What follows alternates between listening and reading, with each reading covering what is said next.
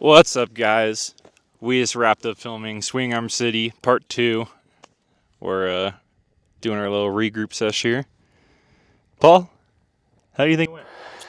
Um, I don't know. When we first did the first one, I felt like we covered a lot. And then we had hopes and dreams for number two here. And I would say, like, I wanted to hit the case jump again and see if I could clear it. But after doing the math and checking the run up again and doing all that stuff, it just wasn't in the cards. That was one of the ones that I really wanted to do. Um, Maybe one day we'll figure it out, get enough horsepower, figure it out, and maybe hit it again. But I think that's more of a mental thing for you at this point. Like for a filming perspective, with how much you've grown as a driver and launching your truck out of the air now, it just seems like a very small jump for the little reward, you know? yeah, it's like a mental challenge at this point. It's a personal challenge, I guess. So, and it's good to have those. When I talk to Cole in Ocotillo and he's riding out there, it's always good to have future shreds, I guess he calls it, where you have a shred list and you have things that you want to do, things that you're going to do soon, things you have for like long-term projects, stuff like that, just on your mind, so that it keeps the progression going, and you always have something to look forward to. If you just had a blank list, like I have some jumps in Ocotillo that I still want to hit, and if you have a blank list, then it's like, you really need to get back out and start doing some jump hunting or come up with some creative ideas or something. But it's nice to have actually things to come back to do. If you just cover it all, it's like, but there's always something out here for sure. I mean, we kept finding stuff. It's Yeah. kind of a struggle though to like try to figure out how to like one up yourself all the time, or like do something bigger and greater, especially when you're jaded a little bit like we are. Well, I think it's hard in a location like this too. Like Ocotillo, I feel like we can go there for the next 10 years and continue finding new jumps, you know? Whereas here, you kind of get stuck in this valley. And once you start venturing out of it, it just gets peakier and tighter. So you really have to get creative, like in this valley. Yeah, and I think the dirt bike guys, they can go anywhere. They can go up. I mean, we've seen tracks on some of these hills that you're just like, how do they even get up that, or how do they even get up there? It's like, so they can go obviously just about anywhere here. They got, the sky's the limit for them. It's like their Ocotillo, I guess. But for trucks down here, you really have to be kind of in the flats out here. There's a lot of badlands when you go up towards the buttes. And but in order to look for truck jumps, there has to be some mud hills here in the flats, basically, because as soon as you go back into a canyon, it narrows down, it gets steeper, and there's really nothing for trucks except for maybe a couple berms, like some berm shots or something like that. But there's goat trails. there's plenty of berms here too. So like if you're just searching for berms, you could do that all day. This is a rad spot for berms. Yes, berm shots are insane There's here. every type of berm you can think of here. Oh, we were just messing around on one of the steepest berms out here. It's almost vertical, and my gas tank was down to probably how, I think by the time we went and filled it up, I think it was like a half tank, but my pickup is in the front of the tank. And when the truck starts heading uphill, and this one is extra steep, it's steeper than the knife edge. And my throttle blipped out for a second as I'm on literally a vertical berm. It was the scariest moment of this whole trip. Even after all the gnarly jumps and all that stuff, it was literally the scariest moment of the entire trip, is when my pickup lost connection with the gas that was in because the gas was all pushed to the back of the tank, and the throttle blipped out for a second, and I was like, if the engine goes off, I lose power steering, I lose everything, and I'm tumbling down that hill. So yeah, definitely the scariest moment of the whole trip, even though it was like, you guys were probably just like, oh, whatever. In the truck, it was the scariest moment of the trip for sure. Was that your only butt pucker moment this trip? Truthfully, the ski jump was very comfortable for me. Like, it's scary to drive off that thing. Every time you hit it, you get a little bit of like, you're like, what's going to happen? But when we shot that, I was able to do it 10 times, 12 times, and I did it just for fun sometimes, like not even on camera, just to go do it. So it's really, you know, obviously I went big maybe 2 or 3 times on that, like further than a normal jump, but the ski jump truthfully wasn't all that bad. I would say that the wall jump, that was gnarly. So did the truck. The truck thought it was gnarly too. Yeah, you can tell that the whole truck on that jump, like you don't want to do that jump a bunch. Like I was like, let's just do it as many times as we need to do it. I don't need to do it more than that because you could feel the compression in my body and in the truck. And it's not good on the truck. I have brand new rebuilt shocks, and I'm pretty sure we went through those things.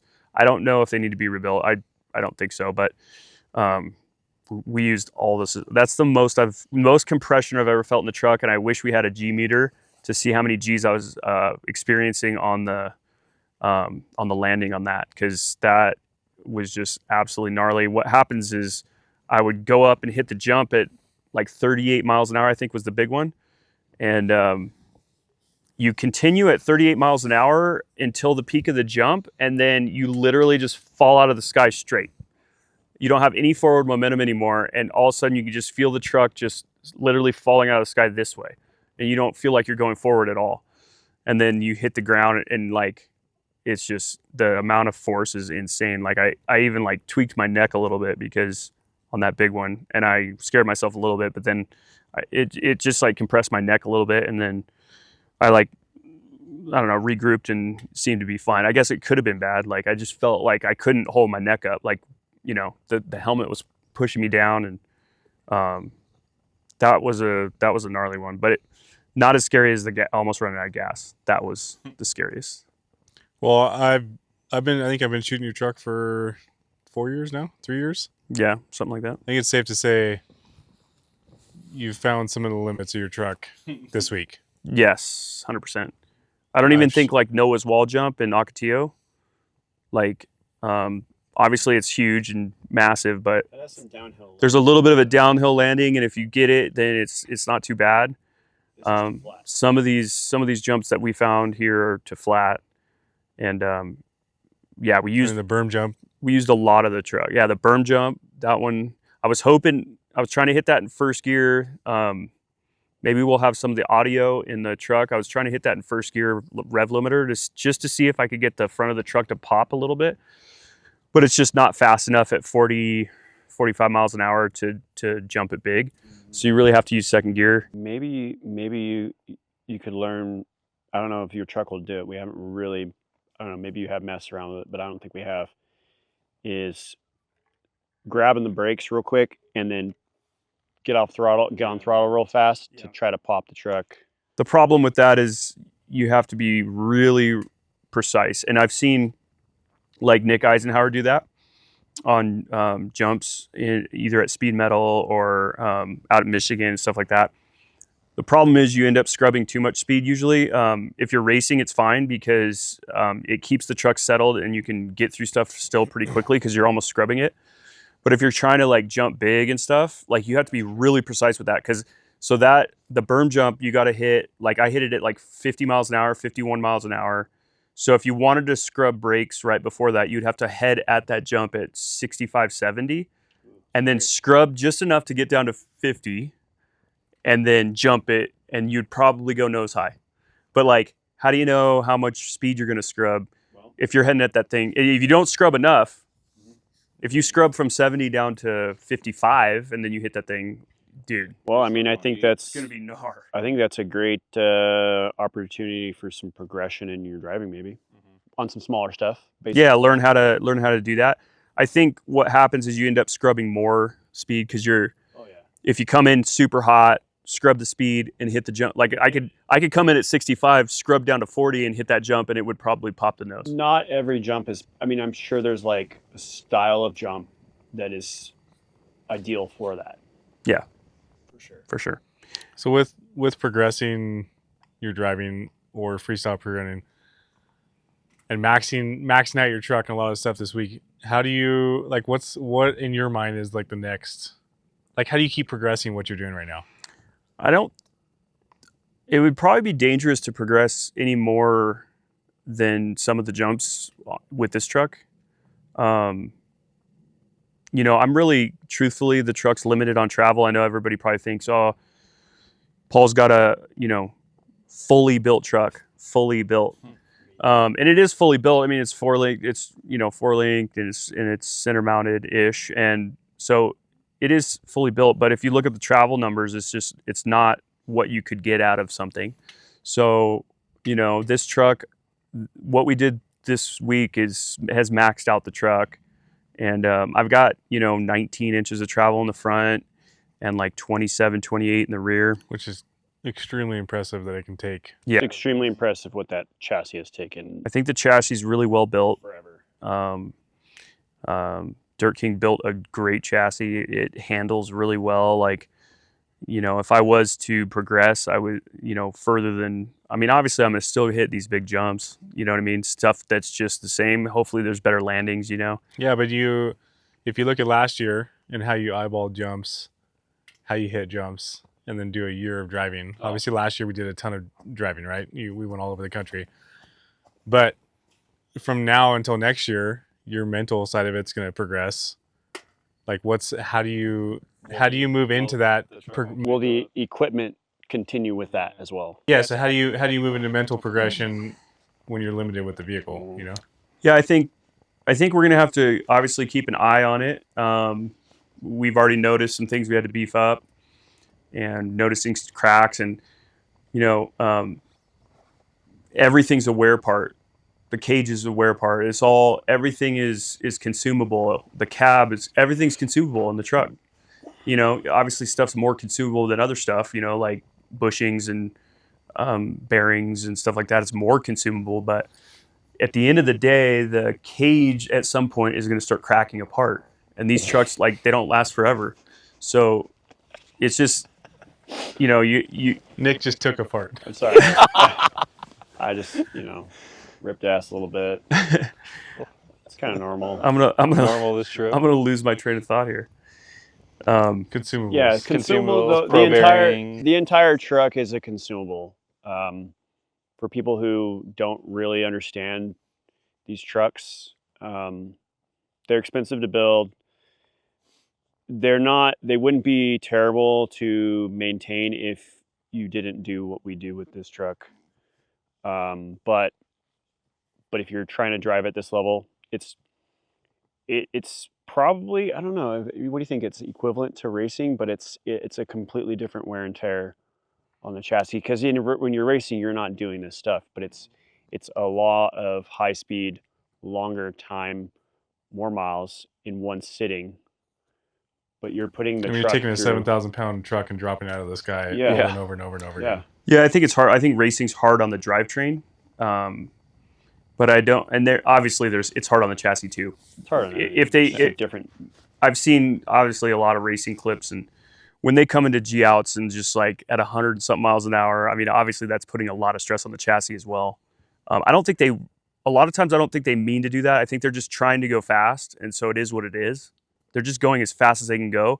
And so when it happens, when you see a truck hit something in a race and it just you can tell the truck's completely out of control and it's just it throws up dirt. And I don't think the racer is meaning to do that. I think it's more of I think I can go through there this fast, and then boom, it happens. You know what I mean? Well, your mind's moving. And the whole chassis is probably taking a lot there.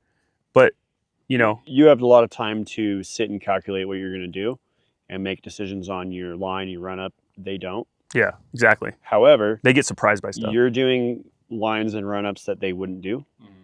Mm-hmm. So it's a different wear on the chassis. Yeah, I'm trying to obviously maximize what I can get out of the chassis by when I land. So I'm like, how much can this thing take? It's like you could drive a stock Ford Ranger through the desert and you can drive it fast and still not beat it up if you know what lines to take and what lines to pick, and where you can drive that Ranger through the desert at 60 miles an hour as long as you don't smash into a G out. So it's the same thing with my truck, it's just on a different level. I can drive it through the desert without completely destroying it, but it's just a different level. You know what I mean? I can drive through the desert faster because I have more travel and all that stuff, but if you treat it as if it is a stock Ranger that you can do more with, then you're calculating basically how much stress you want to put on the truck. But you're right, I maxed it out. So I mean, maybe like a 5-year plan is to start planning to design a chassis and make it more of a jump truck, a more of a freestyle. I don't think I'm going to change much. I like the mid-cell. I like the length of the truck. I think it flies through the air because of the length. It flies through the air well. It doesn't tend to get sideways that often. I do have some truck whips in there, but Your truck's pretty predictable in the air. it flies like an arrow. You know what I mean? It's just like, you know what I mean? It flies, and I think it flies straight because it has that stability, that lateral stability because of the length. And people talk about long wheelbase, you're going to buck, and I don't buck that often. You know what I mean? I think the suspension just, the suspension I is think just tuned that right for it. a new chassis would just some specs would be more travel, probably designed more around more up travel.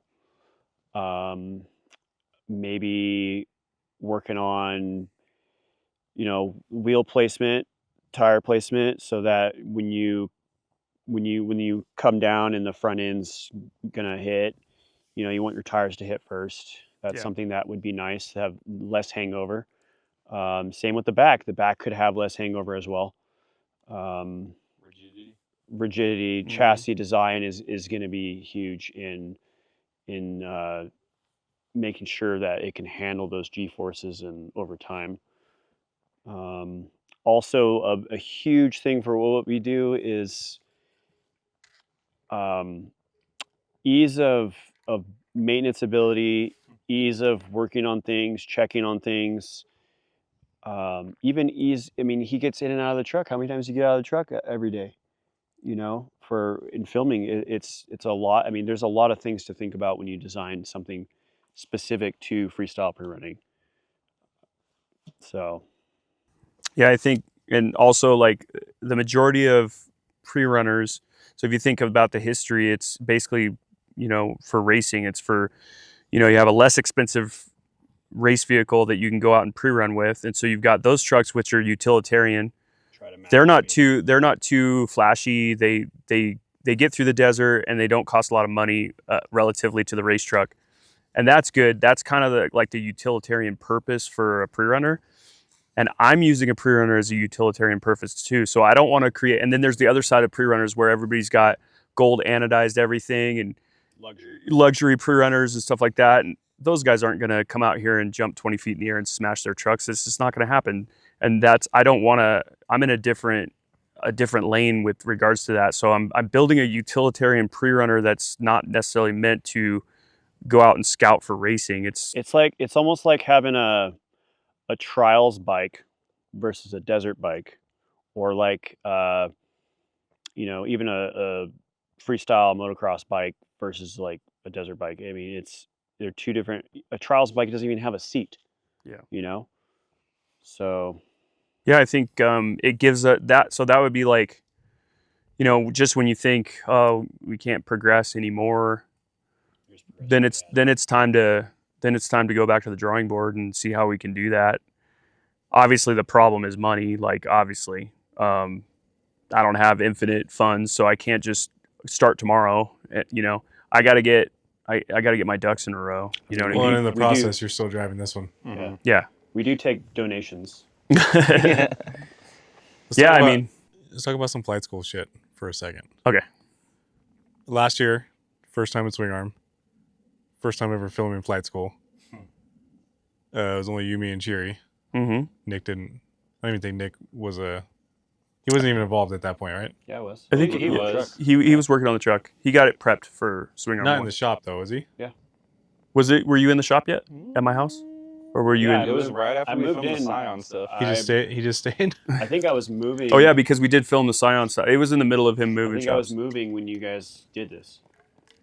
Okay, I moved so from my shop into. So swing arm one. it was a super broken down skeleton crew. We had no idea what we were doing. We had an idea of what we wanted. We had an idea of what the goal was. Yeah, we had a goal in mind. Came out to a new spot, Swing Arm City. No idea where anything was out here, and I think we did it in 4 days. It's kind of Like 4 or psychotic 5 what we days, did. yeah. Wow. Extremely difficult. I think we did like 16-hour days nonstop. They were Up, long days. up at 5, in bed at Yeah. 11, 12. But we were able to put together a cool episode. We watched it the day before we left for this trip, and it was cool to reflect back on the first time of doing some type of production work with a pre-runner, you know, and like making a idea come to life. So coming into this year, a year later, I guess a year and 3 months later, whatever. All of us out here, what are your thoughts on the way it went last year compared to now that we have some experience under our belt? We've learned a lot. You've learned a lot with your truck. We've learned, I mean, Cheery drone shots this year are epic. I mean, obviously you guys have, at this point, would have seen them, but I was telling Cheery when we were driving over there, I'm extremely thankful for the way Cheery handled himself. I think he's matured a lot with the way he flies his drone, the way he accepts ideas, and just as a person in general. And I appreciate that a lot. Go ahead, sorry. I was just gonna say, I think it's opened up a lot more creativity and opportunity to make epic shit out here. You know, this place is so sick, and if you're shut down on the creativity side of it, it really hinders like what your final outcome is of this. Yeah, place, because if we don't, if we're back in the editing room and we don't have a shot that we like, then we can't put it in. We just can't. Yeah. You know what I mean? If we we have a we're shot, like forcing a shot. To we're go forcing in a shot because it's a drone. Well, we need a drone shot. So, Yeah. you know, but this time I think, you know, it's a different way of drone piloting when you're shooting pre-runners. You really need a perspective that enables you to see how big these mountains are. Because if you're right in on the truck and I'm on a berm, I could be anywhere. I could be in Mars. Like you don't know where you're at. You have to get a perspective. You gotta, you know, get an idea of what is going on. And the only way you can do that is to be further away. And most drone pilots, you know, I've seen a lot of drone work on Instagram, and they're always right up in the mix. And that's cool at times. When you want that sick roost shot and the back tires are spinning and you got There's a time and dirt place. flying everywhere, those shots are there's definitely a place for those. Yeah. There's a time and place for that. And I mean, beginning of last season, I was in that mindset, very close up, right on the fender, try and get these cool rocks coming off, whatever. Flight school was a very big culture shift, I think, in that mindset, just because, like what Paul and Dweezy were talking about, it's like you have to take a step back and see the bigger picture, not just the truck. I mean, you guys have seen the drone shots from this episode. Insane buttes, rocks, spires, all that stuff. I mean, if you're that close to a vehicle for what we're doing, we might as well just drive an hour to Ocotillo and shoot it, right? Yeah. I mean, you're missing all of this that's out here. And even on a ground filmer's perspective too, we shot for the banger section. We shot a lot of the same jumps. I could have just stood in all the same spots and just out of repetitiveness, you get the same shots, you know. But I feel like every time you do it, you should be same with you driving your truck. You should be trying something different. Yeah, I mean, I Yeah. found a new line on the camp jump. I tried multiple lines up on the ski jump. Well, that's a new line completely. Yeah, well, that's a brand new line completely. I was trying new lines. I tried a new line on the knife edge, which I thought was cool, and I never really. That's another thing I can come back next time and try that new line on the knife edge and see if I can. There's a line that I might be able to, instead of jumping down it, I might be able to jump up it. I mean, terrain changes over time too. So I mean, we were talking to one of the locals in the ski jump. We came here at a good time. Yeah, Apparently there's times it could just be a little roller and you don't even get any pop off of it. So One of the things I wanted to explain about coming here for a second time is that, and actually this is very important for the whole team here. Being excited about doing what we're doing is very imperative to doing what we're doing. If we're not excited about it, it's going to come across. We're not going to put our best work together. We have to, like, coming here for the first time, obviously we're all excited. We've never seen Swing Arm City. So we're like through the roof, like the adrenaline, the excitement, just like the unknown. It's all the first time. So you're like, you're genuinely excited. when you come out here for the second time, you don't have that extra kick. You know what I mean? So you got to you have to almost force yourself into that mindset of being excited, even though you may be like Nick said, like a little bit jaded, like, oh, we've already done it, we've already seen it, we've already hit everything. No matter what, you have to be excited about these shots, and even if it's a little small shot that you think is not going to be anything, and you never know what could happen. Like even on just the wall jump, for example, like I hit it, I didn't want to hit it too many times because it's stupid. It's like massive and it's dumb. But if I hit it 3 times, we had all the equipment out, and then we go to get the drone shot, and that's the money shot. And we didn't have the GoPro on, and we could have had a couple more cameras going. So we have to stay focused, even though it's hot out, even though we're sick of seeing it. We've seen it a million times. I hit the ski jump so many times, we don't need to film it. We wouldn't have Nick's money shot on the ski jump. So it's just, we have to force ourselves into being in that position because we're here. So it's like, if we're here, you know what I mean? Yeah. We got to be excited about it. We got to stay on top of it.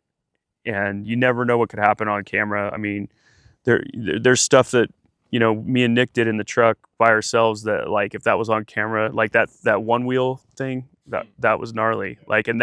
It showed some serious driving, you know what I mean? And we were just messing around, and it just happened. And I was like, whoa, that was sick. I rotated on one back tire on that super steep hill. Probably scared Nick a little bit, but it's just stuff like that kind of just happens. And so you never know. And so you always got to be rolling. But it's hard because you want to do new things. You want to be excited. We want to go to new places. We have plans to go to new places.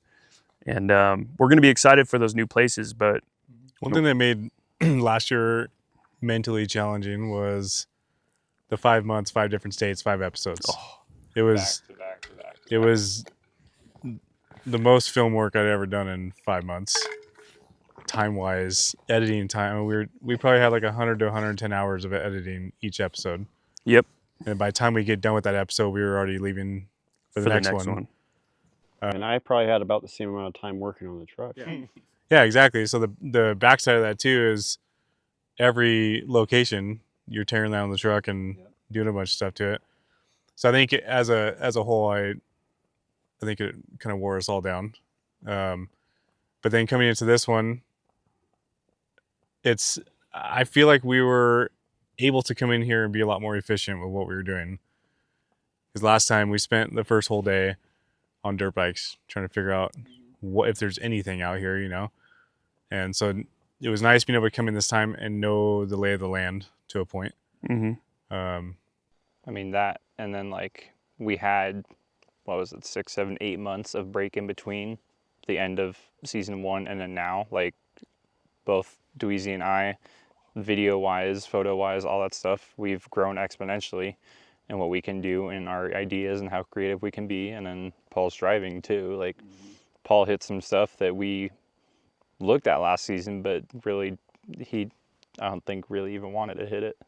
Yeah. One of my most favorite things to do when we're doing these trips filming is collect rocks. This guy collects rocks. I like Got rocks. A bag of rocks in the RV. Besides that is I like getting to challenging spots to see creative filming spots. Yeah. I really like looking at the terrain and being like, dude, I wonder if I can get up there and get a shot from there. Yeah. Um, Climb knife edge. Yeah, that's what I just like that stuff. I don't know. And it's fun to also, because I'm not a filmer, but Big camera guy this week though. Big camera guy. I love I love being creative, and I always throw out these ideas, and sometimes they get shut down, sometimes they're good, but you ask questions, which I think is cool. Yeah.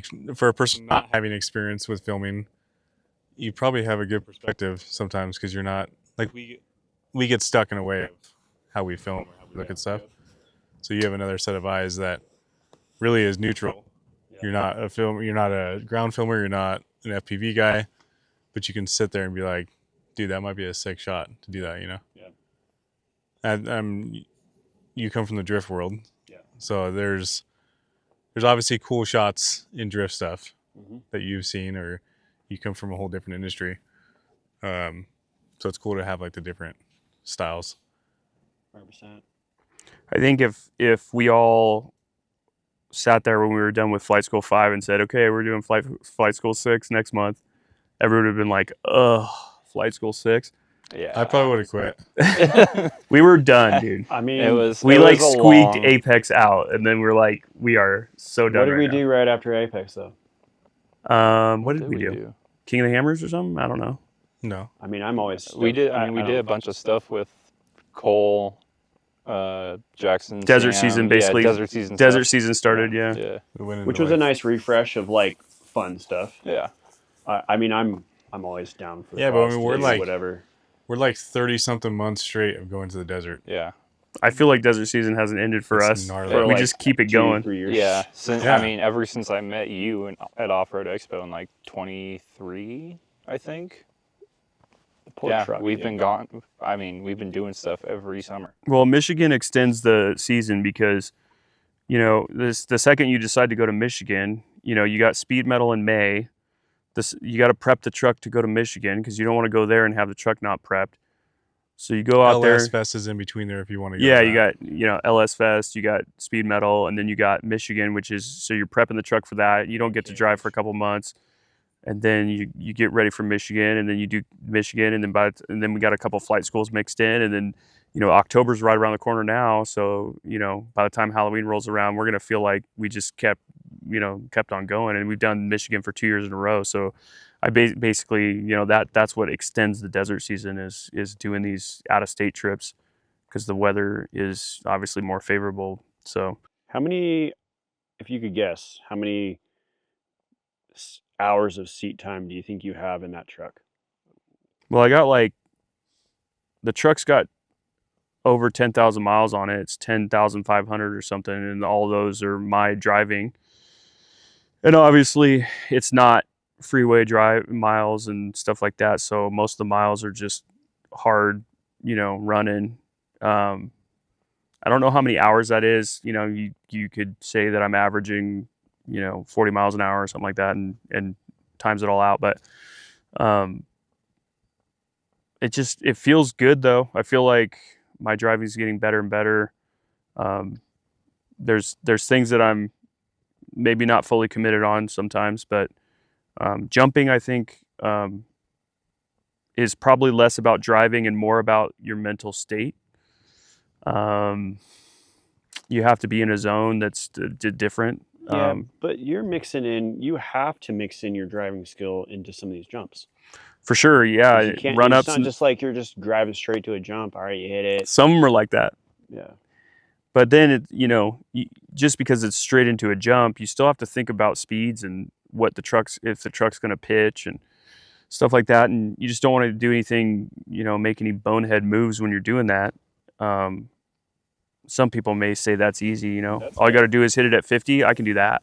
Well, that's what's drawn me towards you ever since day one when I met you was you're always kind of a calculated, analyzed. Some people probably think it's retarded or gay or whatever, but like you're analyzing and you're educated. Sometimes it's educated guessing, but it's not like you're just out here just fucking wooding it off everything.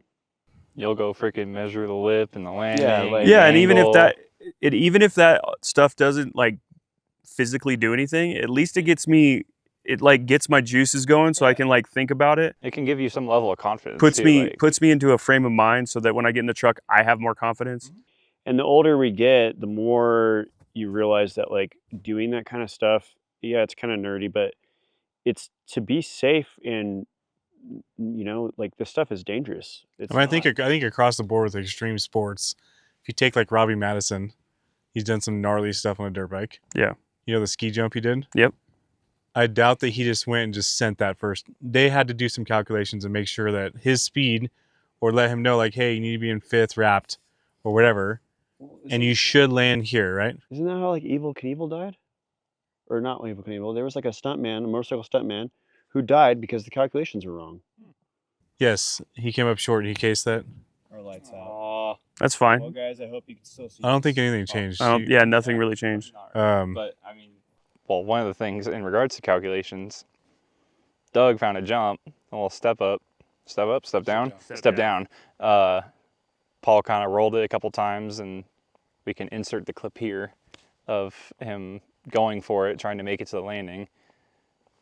Didn't really make it, went back to go look at it 3 days later, tried to measure it, and it just, the speed and calculations just didn't line up for what it needed to be. Yeah, I mean, when I rolled it a couple times, it was the afternoon, sun's going down. I kind of rushed it a little bit and thought everything will be okay, you know, and it wasn't okay. But It still showed your driver progression from last year. Last year, you would have looked at that run up and been like, "No, Yeah, I'm not touching that." I think It's like a very technical like run up, and I mean, you still got a sick jump out of it. It was just a little sketchy at the end. yeah, we looked at a bunch of stuff over there. We even hit one line coming across, but didn't go for that. yeah. And then when we went and did the math on that step down, was that today? Was that yesterday? That was Yesterday. That's right. Anyways, we did everything that we were supposed to do. We taped it. We strung out the 200-foot tape over the lip onto the landing, perfectly straight. Lined that up. Checked the angles. Checked the speeds. And there's a gnarly hip right before the lip. It's right in front of the lip. And at that angle, you really can't get the speed you need to get to where you need to go. And the angle that I hit it at was considerably different. You know, maybe 30 degrees different than what it needed to be. And it just, you know, it's not really in the cards to hit that kind of stuff, because what's going to happen is you're going to come up short, and then you're going to smash the truck again. And you got to learn from your mistakes, man. Like if I already smashed the truck once on it, and then I'm not getting what I want out of the confidence of the math, then I'm gonna probably say it's a no-go. I think we also learned a new variable that we never thought about this week, and that is your run up. If you're coming down a hill or at an angle of a hill, and that's your run up. When you're on throttle, you're digging. Like I could literally watch your truck every time you hit it. Your truck is pitching down the hill, Which changes your down the angle. hill constantly, and you couldn't keep on your line because of that. Yeah, you'd have to And- overcorrect, slide down into the line perfectly, Yeah, and then hit it at the right it's angle. a completely Because new if that variable. rear We end never slides even- out 10 degrees, which is Never nothing. thought about that.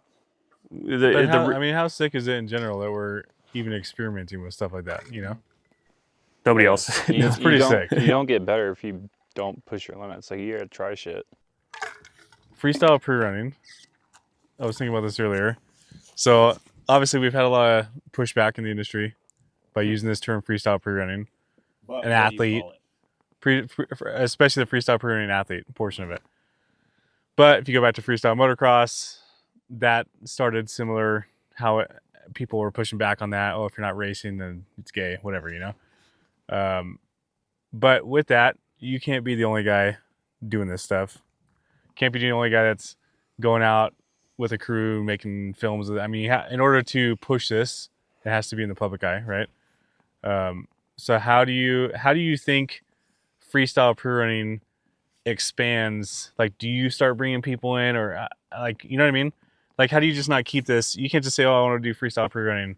I want to make this a sport," and then never bring people into it. Let's just for a second chat about that. So, who were the OGs of freestyle motocross? The Metal Militia guys. Deegan. Yeah. Right. Travis Pastrana. Okay, so those guys, they didn't know each other in the beginning, right? I mean, probably knew of each other, but they didn't and then they started getting together and started doing it. Yeah. Right. So it's the same thing. I mean. Yeah, but I think one thing that makes it difficult for what we're doing is we've done all this in different states, which the majority of pre-runner guys aren't going to be driving around the country. So when we get into desert season in SoCal, in Ocotillo, how do you start like bringing people into that, you know? Yeah, I mean, I guess we just start having desert trips and hanging out with more of the people that do it. Obviously, there's people that do it, um, and so we have to create a community around that. Which we know the guys that can do it. Yeah, I mean, when we go to events like Speed Metal, I mean, there's plenty of guys that are out there jumping their trucks. Yeah, I but if don't. you look at the freestyle motocross back in the day, like there wasn't just like 3 guys or 1 guy that was doing it over and over again for multiple years. And even in our group of pre-runner guys, there's only a handful that even enjoy jumping their trucks, you know? Like how do you build off of that? It just seems like I'm just, I guess, curious on your brain of I think it's where you think that- commitment, talking to some folks. I mean, I gotta probably have those conversations with some people. so it doesn't stay stagnant. I think there's as one people guy, that you are know? that are willing to do it, that are comfortable doing it, and they just have to step out there and do it a little bit more. It's just a little bit different because I think that most of the people that do it want to hit a tractor jump because it's easy. Or the hit a lip- jump like Devil Slide that everybody hits all the time. Yeah. So it's just a matter of them coming to the table and deciding, let's go out and hit some of these natural features. It's you're right. It's tough because it takes a lot. There's a lot of more variables. I mean, you can go buy a clapped out 450 and backflip that thing if you want to for $5,000. You know what I mean? But pre-runners are expensive. Well, yeah, I You mean, know what I you mean? have a So- different variable on the dirt bike scene. It's like you're going to kill yourself, but your bike's not going to be that expensive to repair. Pre-runner, it's kind of a little bit of both. I think a big difference in mentality that you have compared to the majority of off-road guys, doesn't even have to be a pre-runner, you can drive a side-by-side, is everybody goes to the desert because everybody's out at the desert, right? It's like a hangout thing for all of them. Whereas like the freestyle motocross guys back in the day, they were going out on a Tuesday afternoon and going digging lips in the hills trying to figure out how to jump stuff. You're going out to random locations when nobody else is here. In the middle of summer. You're not going to hang out, you know? We're going to like figure out how to jump your truck better, figure out how to jump bigger with some epic landscape in the background. Like I think that's a mentality that is hard to find with people who have a truck that could cost $100,000 a year to run it, you know? Yeah, and maybe that's because the truck's so expensive. They decide, you know what? I'm just gonna go have fun with my friends and go to the desert and drive around a little bit and drink some beers and hang out by the campfire and crack some jokes. And I want to do that too. I do that too. Maybe minus drinking the beers, but I still go out to the desert. I still go out to Ocotillo and have normal fun trips and bring the family and do all that stuff. But I do set aside these trips that are more serious trips, and maybe the expense of the wear and tear on the vehicle is what keeps people more of like drawn towards the fun of it all. I've obviously got some heat for, taking it too seriously or, not having fun with the boys. And I understand that. And it's not a problem to me. But like you said, with the freestyle guys, they go on like trips to go like do cool stuff. Still, You know what I mean? And they're not there. They're there to have fun, but they're very serious while they're doing it too. Well, look at Cole. Yeah. He changed his bike for shows, for events. Yeah. He keeps his bike set up for hills so he can go out and progress what he does in the hills. And then when you're like, hey, we should go out, he's like, no, I'm mentally moved on to, I've changed my bike setup. I'm moved on to events. See you next season. I got my bike ready for the X Games. So It just shows a I similar can't go to mentality Ocotillo right of what now, he which is has. totally fine. That's awesome. Yeah. Yeah, it's a tough situation because you want to bring everybody into the fold and, have James Hayes out here. I guarantee you James would have a great time out here. And, if me and James were hitting jumps out here, I mean, we'd both be having the time of our lives.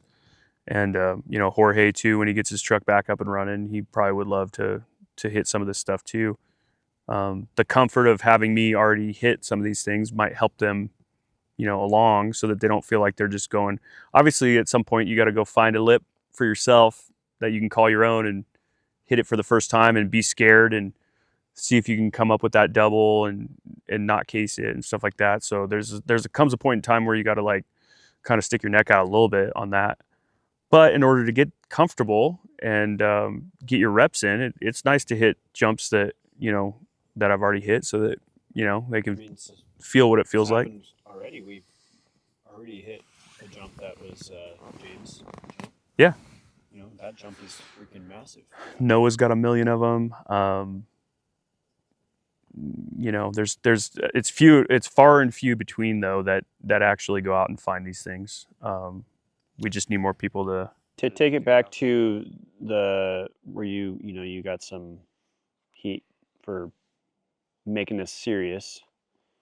You have to be serious about it because it's safety, our livelihood, our your wallet. It's a lot that's going into it. It's not just it's still fun, but it's like at some point you can't just come out here and be an idiot. Well, and I think that's where it separates the people who want to go to the desert and just have fun, go to Devil Slide, take a 30 rack up there, hang out with the homies, watch everybody try and jump it. Like that's a whole different vibe than the couple people that are like Wilkie. He's down to go. Obviously, he likes to have fun, but he's down to go and hit some fat jumps, But I think it makes it hard with his schedule to like be able to come out here and do stuff like this, But it'd be sick to get another big name into what we're doing to be able to help reach more people, Mm-hmm. Yeah, and he's like the OG anyways. Like, obviously, all the stuff that he's done, like, he's literally the OG of this stuff. And it's with Wilkie, like, we'll go out to Ocotillo. That one day we had the Ocotillo day with Terra Crew and everything. He is head and shoulders above everybody when he's out there driving with everybody. It doesn't matter who the group is. You could just tell he's top dog. Like that bug is insane, and he drives it to the top level. He's in his natural habitat. He's very comfortable in that bug, and it's awesome to watch, man. I didn't even drive that much that day. In Ocotillo Wells, I was like, Darren Parsons is coming down, and he doesn't really come to Ocotillo all that much. I don't know if it was his first time, or can't remember if it was his first time, or I know he doesn't come very often, but it might have been his first time. But I just kind of sat back and watched. I was like, this is insane. Like Blake's out here, Darren's out here, Nick's out here. Like I just sat back and watched. I was like, this is awesome. That's when I first met you. Cool. Yeah, dude, he was a dick. Well, as soon as I found out that they were switching from cool. As soon as I found out they were switching from Hell Track to Ocotillo, I'm like, I'm going. There's no way I'm not going, So, and then I was like, I got to show these guys some jumps, I almost didn't go that day. Wilkie called me. He's like, hey, we're going to Ocotillo. You want to go film?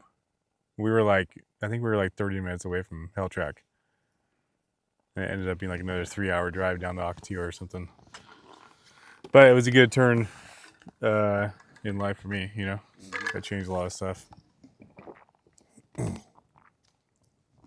we met Cherry shortly after that. I think that. Yeah, that was. Yeah, I think I was gonna try and go to that Ocotillo thing, but I had something else going on. Kind of bummed I missed it actually. But yeah, then met you at Expo, and the rest is history. Yeah, it's crazy to think about the views we had last year on Flight School. I think with Reels, we had millions of views across the board with everything. Mm-hmm. And out of those millions of views, like very little progression. I don't think that's a bad thing. I think it shows how saturated social media is nowadays. Mm-hmm. Trying to do something new, obviously it worked because we got the views. But to make that translate into, like, it'd be cool to see other filmers going out. Let me take one driver and get to know this driver very well, and go do like cool projects with them. Yeah, I had a conversation with Donnie Films. He works at STG, and just trying to spur him on. Like, hey, you got James Hayes there. You guys need to hang out more often. You need to start progressing your filming. Mm-hmm.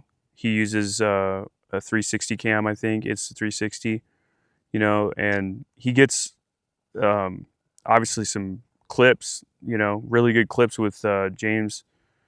But, you know, I just want to talk to those younger guys and say, take it to the next level, man. Like, come up with, you know, I had the conversation with him, just start getting creative, man. Just start writing stuff down. Like, when you're sitting there at your house, just start writing stuff. If something comes to your head, just write it down, put it in your phone, and then just marinate on that for a while. See if you can come up with stuff. And be okay with doing something that seems out of reach. Like us coming here last year was Totally way, out of way, reach. way above. I mean, even I feel now, you know, I feel like every year I learn like 5% more or 2% more. It's such a small number, You have to learn. but I'm always trying to reach for something that's way out of my league with what I'm doing. And I feel like every time I do that, whether it turns out really good or not, it still brings me up a little bit. And I'm like slowly climbing that ladder, you know? Yeah, you can't sit and be comfortable. And I mean, I know for myself personally, like the past 3 years, it's been a grind, and I owe a lot of, or like, I credit a lot of my success to the fucking Doug and Paul. Brought me on for a bunch of stuff. We're doing flight school now. It's just, you just gotta know people. Once you get to know a driver real well, like Paul was saying, Life in general is about progression. Yeah. If you're not progressing, I mean, I mean, I know there's a lot of people that don't do that, but I think social media has saturated any type of progression for anybody's mental state nowadays. Everybody's so yeah, but comfortable. you can't look at it that way. Mhm. You take social media out of it. It's still about, Yeah. you should still progress your skills. No, I know. I'm your saying I the mean, generation everything. right now, I Yeah, feel the like generation, society 100%. with social media, like nobody wants to go out and do anything. They don't want to go do new stuff. They don't want to try new things. They just want to sit on their phone, swipe through social media, and that's it, you know? And you're watching like even me, I watched other people, you know, like Ken Block stuff or BJ Baldwin back in the day. I watched these guys doing these projects. They're so sick, you know, like they'll forever be stuck in my brain.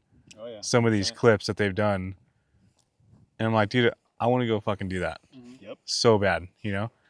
And you know, and then this gives us the opportunity to slowly get into that realm of filming and doing projects, you know? Yeah, I mean, obviously, when you look at flight school, it's not to the Monster Energy level or Hoonigan level back in the day. It's not quite that level, but we're striving to be that good.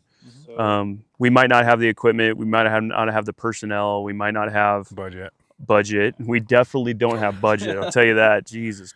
So Even for the team we have, though, I mean, I think we'd still put out a solid. So I mean, 19-year-old me, something that got me into motorsports originally. I mean, I've always been around it, but when I first saw the original edits, I know this is not your guys' realm, but it's drifting from. It's called Speed Hunters. Okay, Speed Hunters was a culture like vibe, and it was only on Vimeo. And those clips is what got me into all of this stuff, not off-road, but it's always stuck in my mind of those creative. It captured the essence and the feel of what was going on, and it just sucked me in like a vacuum, and it always has. And that's just, I feel like So maybe that's a way of how this stuff can progress too, is how we portray it to the public, you know?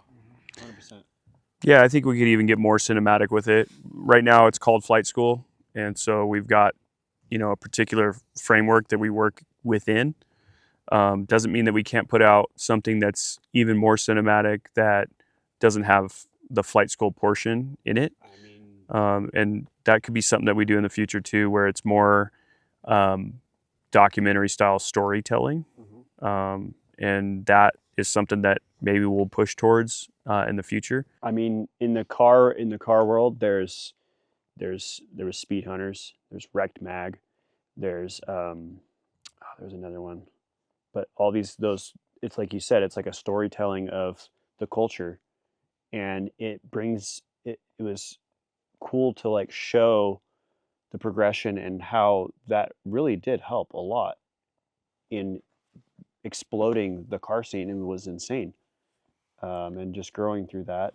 And so the Yeah. truck stuff has also done that. I mean, Yeah, there's tons of that. I think in order to have a culture like that, you're saying culture. Obviously, if people are watching this, they're like, if you're going to compare that to us, what we're doing right now, they're like, well, where's the culture? There's four dudes out in the desert. I know. I'm getting to a point though. Four dudes out in the desert, that's not a culture. So we would need to get into a situation where there's multiple trips happening with the people that can be involved in this. But the culture's there. It's there. It's just not documented. It's disjointed.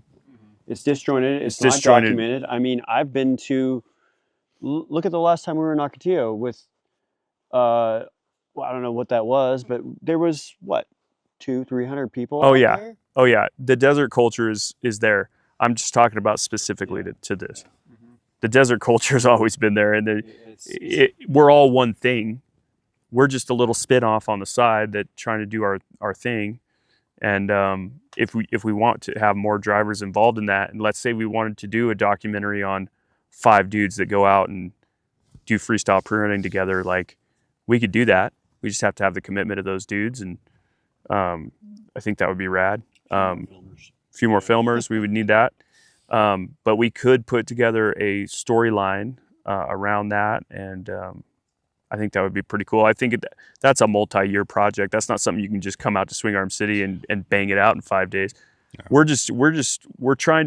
on a small budget. We're coming out here. We're trying to bang this thing out as quickly as we can, and it'd be cool to do a long-term project. It would be cool, but who funds all that? Who wants to step in and help with that? And I think some of these off-road companies need to come to the table and step up to the plate and realize that we could put together some really cool stuff and do some cool things, and get some. I mean, obviously if they're going to fund something, they want exposure, but we have the capability of bringing that to the table. You know what I mean? So we need the eyeballs, obviously, and we're not obsessed with social media, I don't think, but we obviously necessary evil. Yeah, we have to have it in order to get the eyeballs, so that we can, if we could come out here and do this, more often and have less stress involved because of finances, or there's always stressors involved in what we're doing, Our families. Yeah, I mean, we could have it, and we could have this more comfortable for us and have less stressors, and then, we would all be more willing to have it as a full-time job if those things were met. And so if we were to alleviate those things, then we could do it more. It's just, when we're trying to do what we're trying to do, there's a lot that we have to actually, we're sacrificing, basically. There's a lot we're sacrificing because we don't have the means, really. We don't really have any business doing this, but we're doing it. Yeah, and that's what's cool about it. You know what I mean? Yeah, I'm grateful we've even been able to do last year and this year. Yeah. I know this year is not as thankfully not as many episodes going on. I think it's better for our creativity and mental state. Well, now that you and Cheery are full-time media, you guys can't afford it. You can't afford to come out here 5 months in a row and get paid, what I'm able to pay you personally. You know what I mean? Yeah, I just lose all my clients. Yeah, it's not something that you guys can even do now. Yeah. So, I don't know. There's some other filmers that I would like to work with as well. Like Will Severson would be one of them. Baker, Max from AGM. People like that would be cool to work with. Get some more perspective. Yeah. Obviously, we all know each other really well, and we work pretty good together. I mean, obviously, if we're hungry or hot, we all know that things get weird. But yeah, but that plays a big factor in everything that we have going on too. We're all shoved into a rectangle for a week, dealing with each other, and I think we get along pretty damn well. There's no weird vibes. Sometimes Cheery's quiet, but other than that, Sometimes I gas chamber y'all. Yeah, I'm really actually impressed with this time how we were able to have disagreements and let it go, and we're all doing it as a team. And you know, this was a well-oiled machine. There was a couple points where it's like frustrations, whatever, but it was very minimal compared to last season even. Yeah, but I mean, even last season when there was like heated situations, I mean, it's not like we got like pissed with each other. No, but this we time, worked through it. this you know? time we This joked around was- the whole time. Yeah, 100%. I mean, I haven't had this much fun just hanging out outside of the Yeah. filming portion of it in a long time. No, I mean, it feels like we're Yeah. just even the conversation we're having now. It just feels Just a regular trip. normal. Nothing. Yeah, it just feels. It's just I think Doug laughed the most times he's ever laughed in his life. But and he, you and I also got into it for like 30 seconds. but he said I wasn't driving good. I said, I mean, this is crazy too. Like you're getting to know a driver. I mean, as obviously what you're doing is crazy. There's a lot on the line for you, safety wise, truck wise, money wise. But as a ground filmer too, that shit gets sketchy as fuck sometimes, right? I mean, you have this 7,000 pound truck coming at you, drifting. It's moving all over the place. And after, I feel more comfortable filming with Paul than I do with any other driver because I've filmed 1,000 jumps with you. I don't know however many jumps. hey, just put your leg down. Your face is completely black. There you go. Got it. I was gonna say that, but I'm like, I don't want to tell Doug what to do. But Nick doesn't mind telling Doug what to do. I'll tell you. Hey, what you to should do. put your leg down too. You got shadow on mine? your face. Yeah. Yeah. This whole time. All right. But we had discussed a drive line that he was going to do, and he drove it how it was supposed to be driven. But where I was standing, I missed the shot because I thought you were coming right at me, you know. And then last second you flicked it the other way, but I'd already moved. So I mean, I could have worded it differently, but in my head, I'm like, dude, he fucked up. And then Paul was like, I didn't fuck up. I drove it exactly how it was supposed to be. It was like a little weird, like heated, like 30 seconds, but we're good after that, you know. Well, next time you'll know if there's a berm here and a turn over here. I've got to, I can't just do a big loop. It's probably too much context for this, but No, I just think it's a good point for filmer to driver to spend time and get comfortable filming a driver, you know. well, I think next time there's basically a shot where there's a double turn instead of once whereas you would look at it and say, I think this is just one big sweeping turn. I would have to say, hey, Doug, by the way, this is going to be a double turn here. I'm going to have to come down off the berm. Then I'm going to have to flick it driver's side and then flick it back and then flick it back. Yeah. And it's going to be a double turn instead of a single turn. You might think it's going to be a single turn because they're both left-hand turns, but I have to turn it into a turn and a straight and a turn. You have to position the truck. And then I could tell you that, and then you'd be like, okay. In general, it's just all of our communication. It's pretty good, but so it could always be better. But it's interesting to try to think about that and as a different perspective. If you were to film anyone, right, to learn a driver is like kind of, or to know how they do or how they act, it's a lot. I mean, I'm extremely selective with who I film with now. Like, I don't want to die when I'm filming. You know, I want to go film again one day. And there's been close calls in the past with certain drivers, and I mean, I've had Paul pass me in Alcatillo, the whoops on the roost side. Remember that one time we went out there? You passed me like 88 miles an hour or something in a whoop section, like 7-8 feet away from me. And I'm like, I was comfortable with that, you know, with you. And that was a year and a half ago, I think. Paul's a good driver. He's a really good driver. We've also learned like spots to sit. Obviously, Yes. we've learned what we can get away with. Because I've sat blind on the other side of a lip, have him come right at me, and I know he's not gonna hit me because I know his line. Nick is crazy. Yeah. He's just living for the next adrenaline rush. I mean, even hanging around Paul this much too, like you start to see his mindset and basically his path to figuring out where he can jump, what he's going to do, his line, all that stuff.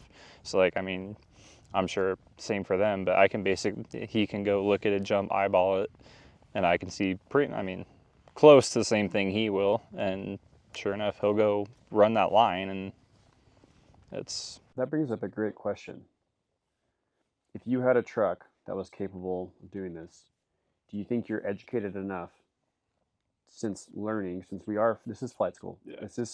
It is an educational, great video series. Mm-hmm. Yes, maybe we didn't put a lot of it in the last series, but we still learned, right? Yeah. Do you think you could be able to Go. do maybe not exactly, but hit a jump that you found? Yeah, go scope a line, figure out where I need to hit it, how fast I need to hit it. Yeah, I mean, you can back roll it, you can ease into it, whatever you need to do. There's some stuff you just can't commit to because it's too sketchy. Yeah, you have to know your equipment. Like, I mean, there's some stuff I definitely want to hit in my truck this season. It's nowhere near. That could be kind of a cool episode. Yeah.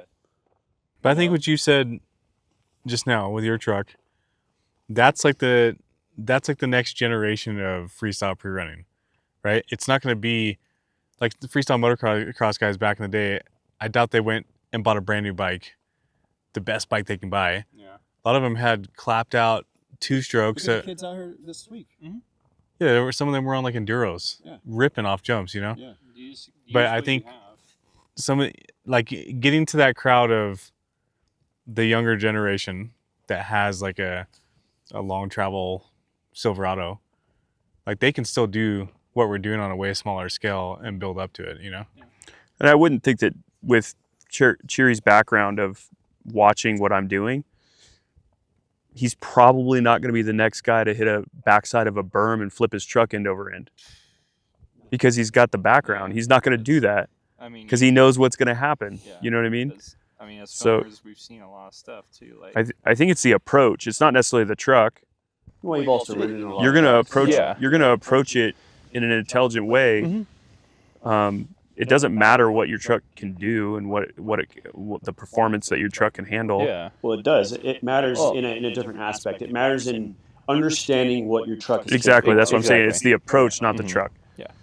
If he takes the right approach, he's probably gonna do the right thing. Yeah, I could have a truck of your caliber and go do some stupid shit and wad it, but yeah, it's the approach, how you look at it, how I guess educated you are on the process. I mean, Yeah. it's cool to like step up to like I wouldn't recommend someone to just go out and buy a center mounted $200,000 pre-runner and do this stuff.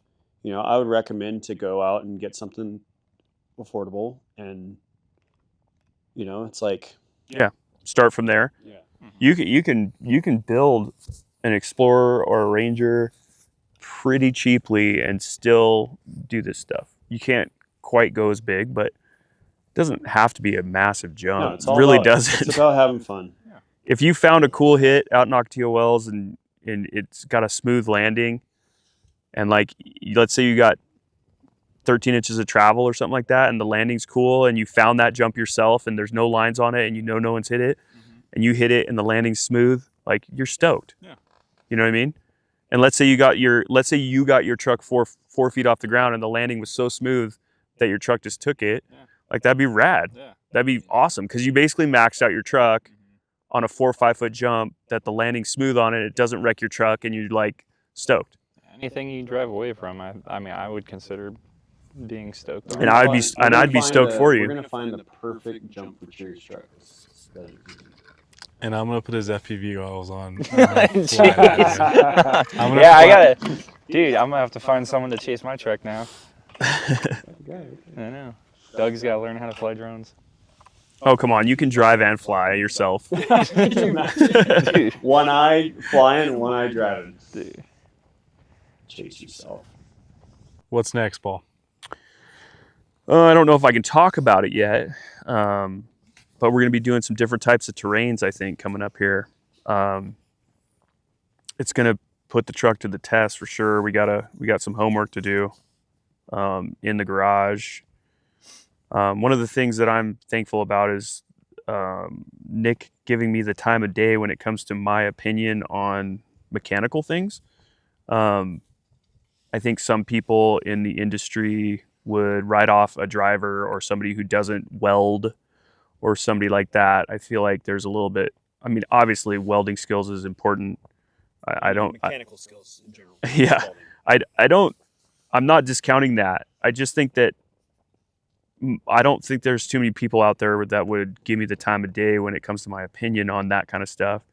And I'm glad that Nick's willing to listen. And we literally have a 45-minute meeting every morning before he goes down. I mean, obviously he works on other people's vehicles. He doesn't just work on mine. So, but we do have about a 45-minute meeting every morning to talk about the ins and outs of what needs to happen to the truck, whether it's that day or later in the week or whatever. But I think he appreciates my perspective, even though I'm not a, I'm not a tinkerer. I'm an engineer, so I physically understand how things work. And sometimes he knows how it works from a practical standpoint, but might not know, I guess engineering behind it. And sometimes I'll be able to explain that portion, and then he's grateful because then he learns the technical background, even though he already knew it worked. Then I can say, this is why it worked, not just that it works. Sometimes it's bouncing theories off, but it's in the end, I also appreciate it because it's your truck and I want you to be 100% comfortable, 100% happy. And, it's not about being the big dick and, you know what I mean? Like, I'm not gonna be like, oh no, we're not, you got to talk about it. You got to be able to do that because. Well, I think we all know Paul likes to be involved with stuff. Yeah. It's the same exact thing with editing flight school. Last year, Paul sat there for 400 hours right next to my shoulder, saying, "No, don't do that. No, don't do that. Well, let's try this. Let's try." And it took me 400 hours to get used to Paul doing that next to me. It's hard sometimes. Like, it's hard to put your pride down and not think like, dude, you don't know what you're doing. You're not this, you're not that. But it's another perspective or another thought process of it actually helps asking the questions. He would be like, hey, can you do something like this with editing? Well, it makes me think learn about it in multiple ways. You're just like, okay, there is another way to think about this. Yeah. You're just a human. Well, I think my style, what I want to see sometimes in the episode is I want a lot of foreshadowing. I want things to happen before they happen, and then suspense, and I think about all that stuff because when I watch movies and stuff like that, I like to see foreshadowing of events that are going to happen. Mm-hmm. I think it's cool. So a lot of times it's always like, hey, can we do this little thing up here so that 3 minutes later, it's timing. It's almost like a comedian, how they have timing. It's funny because of the timing between, they'll pause for a certain amount of seconds because they know they're going to get a bigger laugh if they make that pause. Mm-hmm. So it's like comedic timing. This is dramatic timing, not comedic timing. And so I want to have a dramatic, suspenseful, foreshadowing, style episode. And I think the problem with that and with this episode is insane compared to our last episodes. This is going to be good. And, but it takes a long time to think about it. I think we thought about this thing for 8 months and we were still making changes on the night of, and we're still probably going to make changes in the editing room, even though we have a good framework for how it's going to go. But it takes a long time. So if we're going to roll into another episode, it's we don't even have the time to roll into another episode. You know what I mean? Because creatively, you need time to marinate and think of things. It's like coming out. I hate to say it because I keep relating it to comedy, but you can't come out with an hour of a special on HBO and then in a month come out with another hour. Who does that? It takes a year to come up with an hour so that you can have you got to let the creative process happen. So that's going to be a challenge. That's going to be a major challenge with what we're doing. What do we all want to see? That's something maybe that, like me personally, I would like to try to do. I like that you like the suspense and all that. That's really, I love that stuff. It's really what I like. But there's some things maybe we can try. I don't know, like maybe a plot twist, or like just things that can switch it up. Make Yeah. you know. I think we planned on doing some plot twist type stuff with some guests, actually. That's just hard to get scheduled. Unfortunately, we had a lot of issues with the truck this year. It's in the episode. We talk about it. And also other people's schedules that you want to be as guests doesn't quite work out because they're so busy. Yeah, but there's ways to plot twist things, and I love suspenseful movies in general. So it's cool to things that make your gears turn. Yeah, that's what I like. And it's the problem with the challenge that we have now is that we've got another episode planned coming up here, and there's not a lot of time in between. And so we might actually in the future have to start thinking about how much time we really need between episodes in order to get creatively back into what, because you come up with ideas, they could be 2 weeks apart. Like you need that 2 weeks, and you need more than that. So we have one coming up too soon, I think, and there's an event mixed into that, and so that's the only reason why it's coming up too soon. And so we have to just, we're gonna have to, if we're able to pull it off for this one coming up, we're gonna have to take a little breather after this one. If we're able to pull it off, which would be insane, and it would be cool if we were able to still pull it off based on our schedule that we have planned. But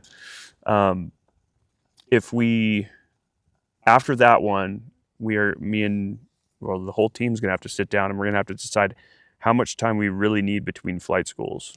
Well, I think one thing that needs to be talked about or discussed is the launch date of the episode.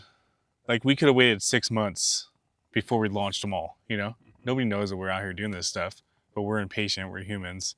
So we're like, it has to be done next month, It has to be dropped on the 1st.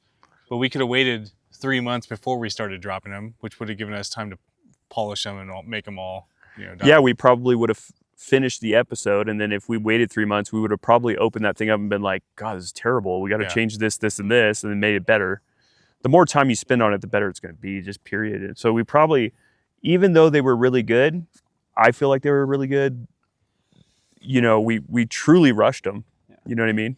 So, and this one's going to be good because we didn't rush it at all. We didn't rush the filming. We didn't rush the timing. We didn't rush when we were coming out and doing it. We scheduled it. We took the time to do it, and that's why this one's going to be the best one that we've ever done. Period. What kind of time do you think it takes, like a new, really good filmed movie? Dude, some of them are like 2 years. Yeah. Wow. I mean, they're filming all over the place, they're all over the country. And there's documentaries that have taken more than that. Like they're sending film out to colorists and other people that specialize in certain things, audio, color grading, all this stuff. Like there's a lot that goes into it. I don't remember what it was. I saw some reel on Instagram for, I think it was a TV or Netflix movie or series or something, and the final episode, or the final episode of whatever it was, I think it was like a 2-year editing process. Like it takes time. And last year was the first season doing it. Like we said, we learned a lot, and now we kind of have it down. So it's. I don't think we're going to be able to necessarily fill the shoes of this episode on the next one because we had so much time to marinate on this one. So it just is. But on the next one, there's really nothing out for that place. That's like super cool. Yeah, so it's another place where there's no pre-runner content on it. Yeah. And it's a cool place where you're like, why isn't there pre-runner content on it? So it'll be that for sure. That's going to splash because people where in the location are going to see it for sure. And that's how the word gets out. Yep. If the locals see something that at their local desert place, they're going to be talking about it. Yeah. You know what I mean? And that's why we want to go around. I mean, I would want to go to every state. Mm-hmm. You know there's something in each state. Yeah. I mean, there you Maybe. get up into some of the states, and there might Maybe not be too much. Florida or something. I don't know. It's pretty amazing that Michigan does have a scene, Yeah. because like if it wasn't for that little pile of dunes out there, there'd be no scene. Yeah. Like as far as desert goes, it would be more like, you know, rock bouncers and stuff like that, but they wouldn't have like a, you know, pre-runner scene. And So that it's pretty awesome that they have that. yeah, I mean, even on the topic of locals, like coming out here this week, we met what 20, 30 people. Yeah, and all the people have seen our stuff. Yeah, they've all seen the stuff. They're all talking about it. People are so nice out. Yeah, I mean, We met a lot of nice people across the country for sure. That's one thing that is 100% for sure, is there's a bunch of nice people out here. I mean, what was it? What's it called? Outlaws Roost or something like that? Yeah. The Mexican food place in Yeah, if you go Hanksville? to Hanksville, So good. go to Outlaws Roost. Fire burritos. It's like a Tex-Mex style burrito. They have a 5.0 on Google reviews with 800 and something reviews. How do you have a 5.0? It's the most impossible rating Yeah. ever. But they do it. So get it. Yeah. Sounds good right now. I'm hungry. Yeah. I know, we got to go It's- make some steaks, guys. We've been going on for an hour and 20-ish minutes now. Yeah. Do you want to put a bow on this, Doug? Or you? Yeah, I mean, I hope it's kind of weird. Like, they've already seen this episode. We have no idea how it's going to turn out. I'm pretty excited to piece this one together, and you know, just progression for all of us. It's going to be. I think it'll be a testament to a year of growth for everybody. Yeah. You got a lot of pressure on you. Well, I'll have this guy right next to my ear the whole time. Yeah, I'll probably pop up for a day or Yeah, two. cheerio come up. I think that's the biggest thing that I've enjoyed this week compared to last year everybody's input on everything. It was a lot more vocal this year than it was last year, because nobody wants just my ideas. Nobody wants just your ideas. Being able to have multiple eyes on everything, I think just expands what we can do as a team, you know. And I mean, it's even cool just to be able to have a team of doing this. This is some crazy shit, you know. Oh yeah. Yeah, and I think also doing those 5 episodes so quickly, burning ourselves out, basically doing those, I could see that basically just being our one shot and then never doing it again. I was getting to that point with the truck being down, and I was like, I don't know if we're ever going to get out there and do flight school again. Because life just works that way. It goes in chapters, right? Sometimes you just have this chapter that it just was what it was, and you know what I mean? And you don't do it again. Yeah, I mean, just I how had it to works. remind myself too, because I'm so busy with like monthly contract work with clients now. Like I'm just I'm getting back into a weird groove of just work, you know, just work. And thinking about going to Swing Arm City, the idea sounds cool. It's like, dude, I gotta push off. I gotta double up on work the week before. I was just making up all these excuses in my head of why this was gonna be a pain in the ass to come out here, you know. But I had to remind myself, like, myself as a human, I'm a creative person. You know, I grew up as a musician, and I'll never forget the mental like power that gave me to create, to write music, to do that side of it. And so if I'm not doing projects like this, then I'm stuck in just a 9 to 5 in a way every single day that does absolutely nothing for my brain. And I just become like a stagnant human being. Whereas when I come out here, now I'm here for 7 days. We don't have distractions. It's literally the 4 of us. And you're forced to create, which is what stimulates my brain, you know? And so it's I don't know, it's a good reminder. Like the first day we were out here was a good reminder to me. Like, dude, this is whatever comes out of this, you know, who knows? In 5 years, we could be doing this full time, or we couldn't be, who knows? But at least we can look back and be like, dude, we tried some shit that nobody else is doing. And that's badass, you know? Yeah, I mean, when we were talking about, because earlier this year we had tentatively had things on the schedule for a second season, and we were kind of going back and forth on scheduling and everything, and nothing was really lining up. Truck was down. Yeah, I mean, I think it was 2-3 weeks away, and it just unfortunately didn't happen. I'm like, shoot, are we actually ever gonna get to do that again? And then we started talking about this trip, and Yeah, and life can happen, and yeah, life could have happened where we never did another episode of Flight School ever again. I mean, that easily could have happened, but it's cool that we got another one under our belt here. I'm super stoked to get out of the lull and back into the swing of things for a little bit, and then it'll be nice to actually take another break, like I said, and regroup, come up with some new ideas.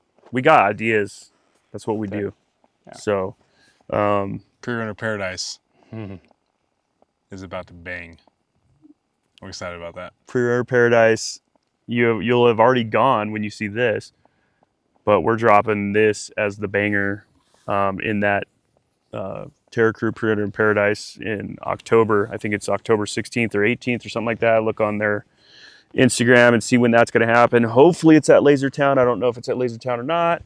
It'll be sick if it's at Lasertown with the King of the Hammer setup with all the sound and everything going Screens, on. yeah. We plan on showing out there for sure. It's a filming, what do they call that? Film festival. And just so happens we got some bangers for that. Yeah. I'm stoked to see other people's stuff. I'm stoked to see our stuff on the big screen, and it's gonna be a good time. For culture. Yep. Exactly. Exactly. That's where the culture is. All right, well, let's go make some steaks. All right. Yep. Peace.